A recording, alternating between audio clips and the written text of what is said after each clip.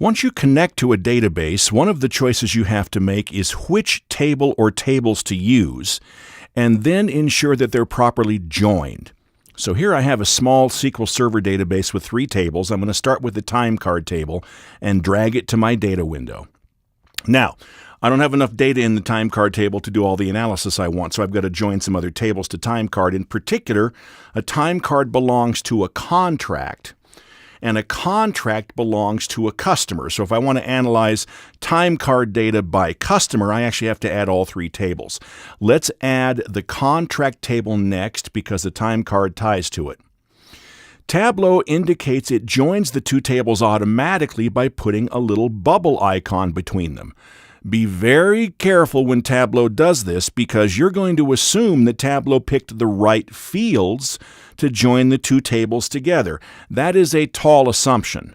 Let's make sure by clicking that bubble icon between the 2 tables to see what Tableau did when it joined them together.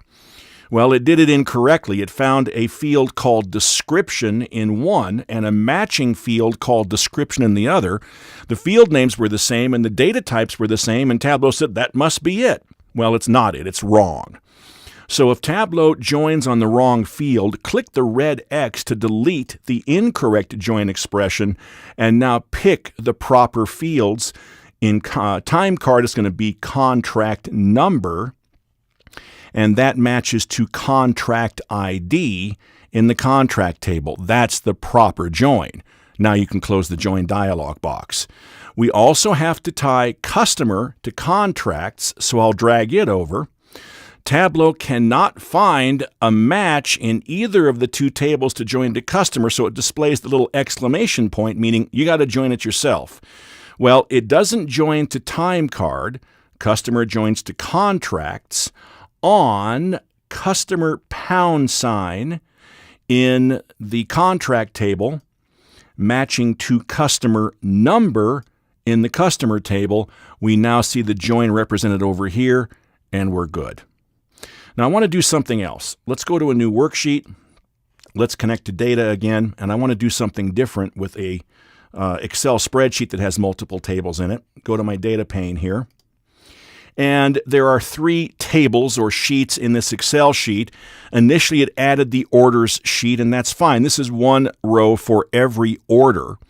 But I have another table here called returns, and I want to do a little analysis on things that have been returned. So I'm going to drag the returns sheet over.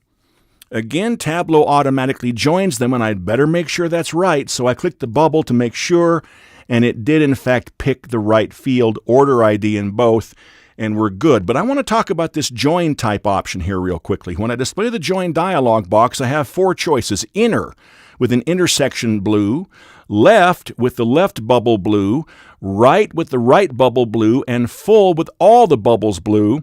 Right and full outer I've never used in 20 plus years of visualization and analysis. I'm going to stick with inner and left, inner being the default. And inner join says, only return a value from both these tables when the joining field order ID matches. What that's going to do in this case is only return orders that have been returned. If there is a record or a row in the returns table that matches an order, it comes back. What if an order was placed but not returned? Will it show up here? No. Maybe that's what you want. If you only want to evaluate returns only, you're good. But if you want to evaluate all orders, and then if an order was returned, you want to make note of it, you better change your join type to left, which says return every row from the left table where there's a match or not. If there's a match, return a value from the right table. If there is no match, fields in the right table will be null. Now I can evaluate all orders, whether they were returned or not, and if they were returned, I will see a value in there. Important choice.